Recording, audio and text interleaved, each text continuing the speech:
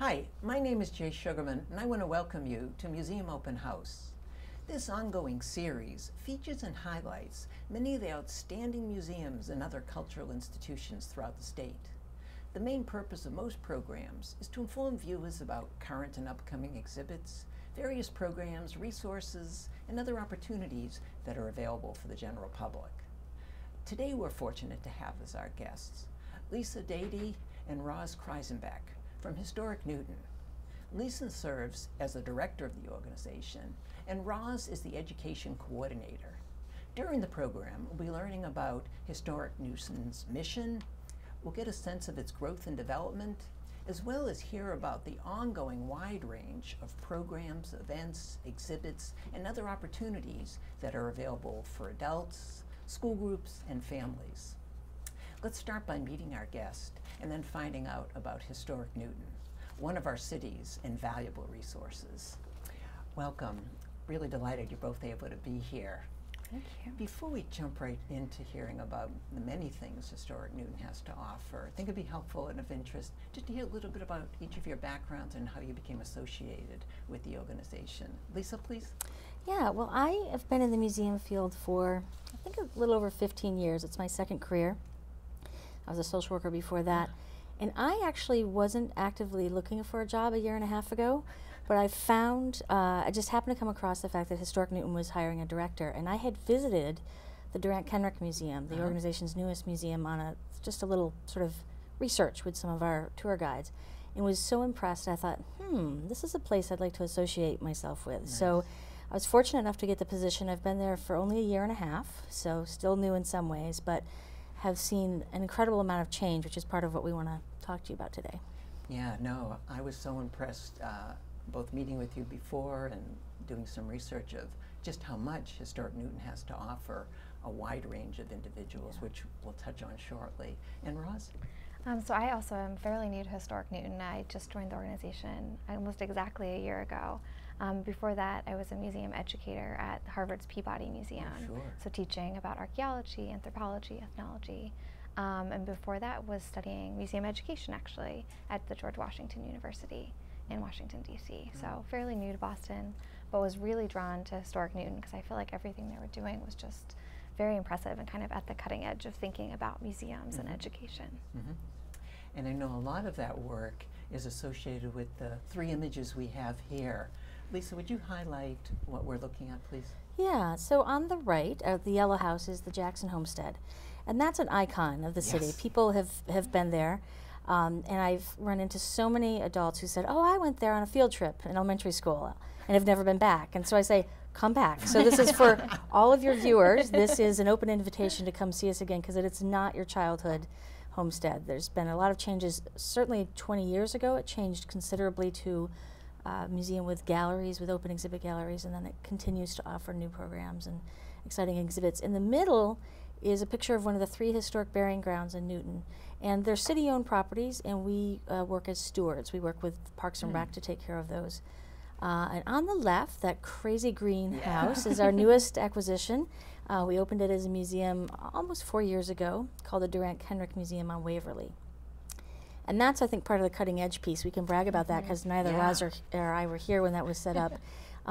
Truly an interactive place. We can talk more about it as we go through, but those are the three main sites. But we also go outside the four walls of our museum and do programs like walking tours and lectures, and because Newton history and American history is too big to fit in those museums. No, I'm glad you mentioned walking tours because that's one of the areas that was relatively new to me in learning about it, and got to take a recent tour of Kennard Park and then became familiar with the wide range of tours that you offer.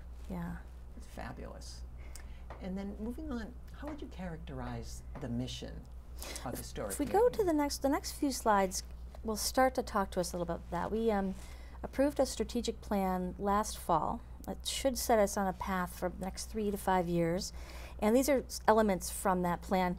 Some of them might seem a little museum jargony, but they really are underpinned by concrete programs, which Roz will talk to you about, that kind of back up these big ideas that we're putting out here. So the concept of inspiring discovery and engagement, I was mentioning our Durant Kenrick Museum. Half of the each room in that building is a period room setting, but the other half is given over completely to interactives. So for adults and for kids, you're jumping in and manipulating things and answering questions, and kind of making your own meaning and engaging directly with the history. And this is a picture of our Hayfest that we have at Jackson Homestead. And the next slide talks about another one of our philosophies, which is we think that people sometimes best understand history if they discover it on their own and make their own meaning. We have kids here in the burying ground, and we feel when you come to our museums, it's not going to be people talking at you. There's going to be dialogue, there's going to be a chance to kind of ask questions and find your own meaning. So that's kind of what we're talking about there. Another thing I like at both Jackson and Durant is that there's some signage, but it's used sort of sparingly, so not to just take your attention away from the fabulous objects or interactives that you've set up. Really wonderful. Yeah, I think that's right. We try to keep it to a minimum, but if you want to delve deeper, we have online exhibits, research papers, that sort of thing. Yeah. And this notion of we sort of believe in not history for history's sake, that history is not just for nerds, but it can happen, it can be meaningful for anyone. Yeah, no, actually, we could maybe try that with our logo on it or something. So this concept, and we talked a lot about this phrase of what it means to be engaged and be a citizen, and you can see there's a panel there. That's an example of how we try really hard in some of our programs to bring the past to bear on the present. We have so many challenges going on. We're in election year. This particular panel had a representative from Black Lives Matter who was on the panel with someone who was an expert on 19th century social justice, abolition. So the Jackson Homestead was a stop on the Underground Railroad. William Jackson, Frederick Douglass, all of these people, what they were doing in the 1800s have connections to what's going on today. So that's a great example of what we try to do in putting things in context. And then this is last but certainly not least, we talked about one of the major changes. Jackson Homestead just came out of a year-long renovation project. We added a fire suppression system, a disability. We basically retooled the whole building for accessibility. And what we're really excited about is we have gems in our collection. I mean, we are Newton History's Museum. We have family photographs, manuscripts, Civil War letters, old maps, drawings, you name it, organizational records. And we're keeping these for the next several generations of Newtonians and anyone else who people from around the world come and want to do research. We get hundreds of requests every year. So what we do is keep these memories, and now we're keeping them better in a brand new wing with climate control and storage systems. And so we're excited about that. And we're open for researchers to come back. And access online too for certain items. That's right. Yeah, and that's our next big phase, is we're doing some grant writing about getting these collections, because we find when they are online that we get phone calls from everywhere saying, oh, you know, my grandfather grew up there, or tell me more about, you know, I'm studying the Underground Railroad, what can you tell me? So we really want to get that out there. Nice. Well, moving on to education programs, Roz, I know Lisa touched on them a little bit.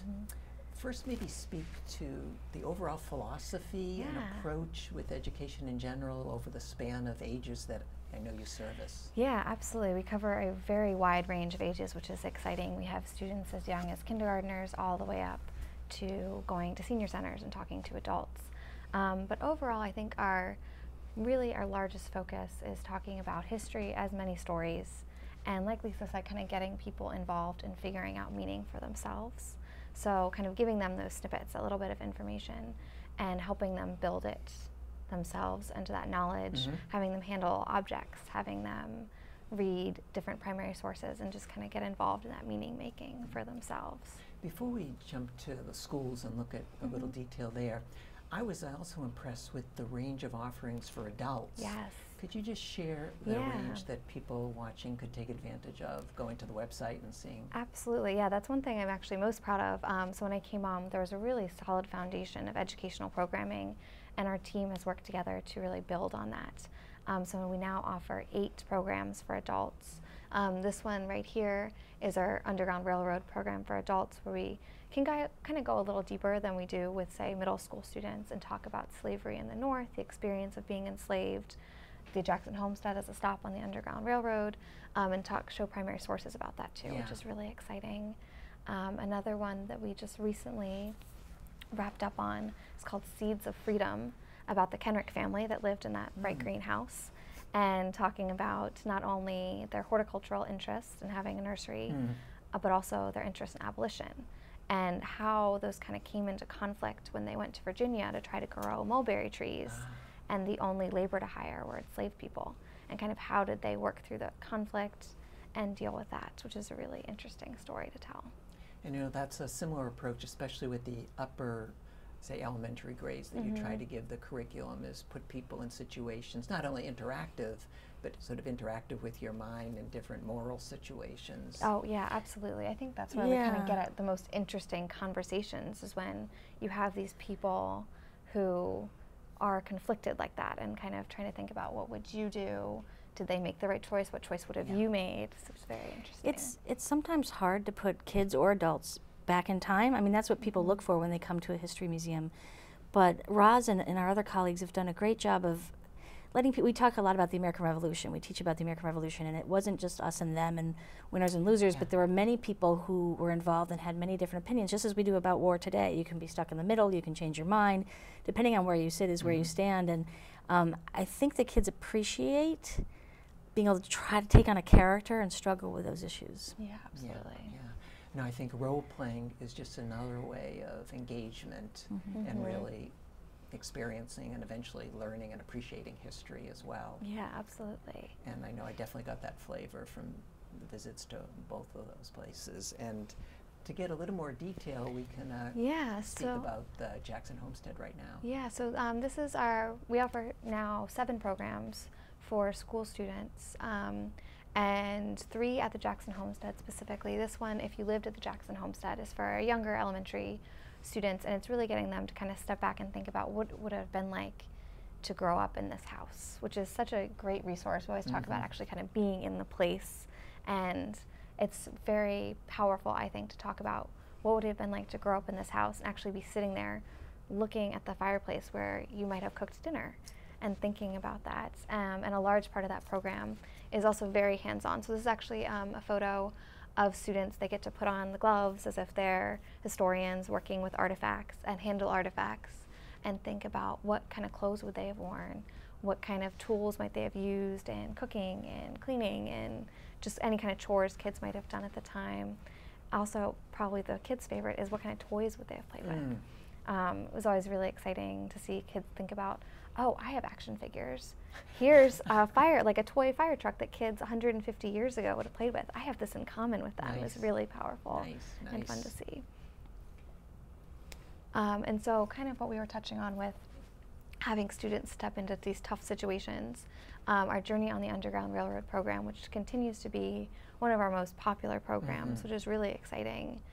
We have kids come to the museum and they learn about the Jackson family in the 19th century and their role as abolitionists.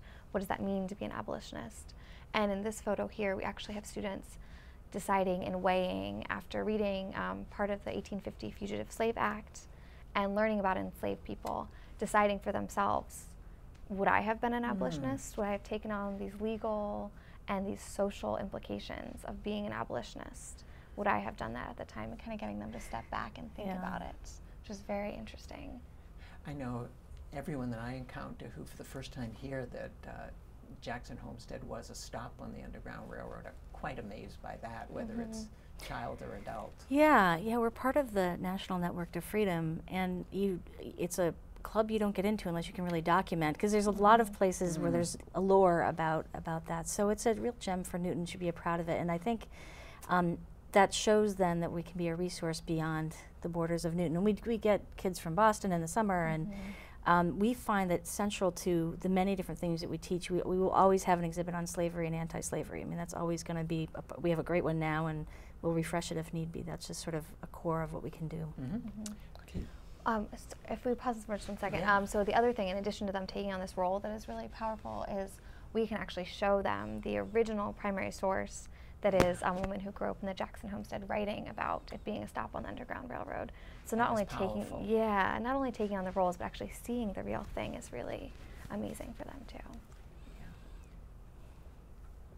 So this is another program we do at the Jackson Homestead for students, and this one kids actually get to participate in a mock archaeological dig and learn about Native people, which is really always a lot of fun. Yeah, no, I have to say I had the chance when I used to be a teacher to take many classes there and enjoy this program so much, and the effort that staff put into setting it up for the students is really above and beyond. We have to rebury the artifacts every time. I see Roz out there with the buckets of sand and the. And just as a quick aside, how reasonable it is to visit as a school group. You really make it most welcoming there. Yeah, I think that's something was also kind of drew me to the organization, is that we're not only $3 a student for outside of Newton, but Newton students can come for free. And just being able to offer ourselves as a resource, not only the programs, but also ourselves as educators and all of the great things that we have is most definitely really wonderful. And building on this. Yeah, so at the Durant Kenrick House, which just opened, I think 2 or 3 years ago now, amazingly enough, we already offer 3 education programs there, which I think isn't something I can take credit for. People who came before me really, I think, did a wonderful job with these programs. And this one is all about trying to think about what would you have to do to survive and live in the colonial era. And it's very hands-on, very interactive, very forward-thinking about museum education. And so kids actually, even you can see in the snow, are out digging in the garden, watering plants, actually using this colonial watering pitcher. You can see the student here lifting it out of the bucket and using this ceramic watering pitcher, which is always very exciting and so cool for them to actually get hands-on with it and out in the garden and digging. So this is one of our favorite programs that we do. And since we're on the table, want to share some of the other artifacts that actually, if you go forward to our, this is a very writing-focused program about the American Revolution, like Lisa was saying, taking on those roles beyond just loyalist and patriot, and who were the people living in the colonies. There's not only European settlers, there's also enslaved Africans, there's also Native Americans. What did those people think? I know what strikes me here before we continue is it seems like a STEM question or two to think about, and then some wonderful artifacts and resources to help maybe support an argument or learn about it. So a big part of the Common Core, and even outside of the Common Core, what teachers are asking of us is primary documents, and that's what we can be good at. And that's an important part of what we've done is pilot things on teachers and have them tell us what works and what doesn't. So we're not saying, we've created this, here, you just take it, but having that more iterative process. Oh yeah, oh yeah. And so these objects are actually from our Forest and Farms program that we just are launching this year and we're very excited about. And really thinking about, again, as with the conflict in the colonies, who else lived in Newton? It wasn't just settlers, it wasn't just the people who lived in this house. There were Native people who'd been living here for thousands of years before. And so this program really encourages students to draw connections between Native life of people who'd been here for thousands of years and the life of European settlers who came after them, and how they used the land differently, how they thought about ownership, what kind of things did they use. And we really invite them to draw those connections using artifacts. So for instance, this is a deer scapula, so a shoulder blade of a deer that would have been used as a hoe, or could have been used as a hoe by Native people. And so students can actually handle the bone and think about that. And then, in comparison, handle the iron colonial hoe and really feel the difference and get the weight of it. And I think those hands-on connections are so important and really make it real for them, which is exciting. And similarly, there were some parents who are skeptical when we said we have programs that make students carry water and hoe and do work that, oh, they're not going to do that. They're too used to their iPad. And they love it because they don't get to do it, you know. So I would say to parents at home,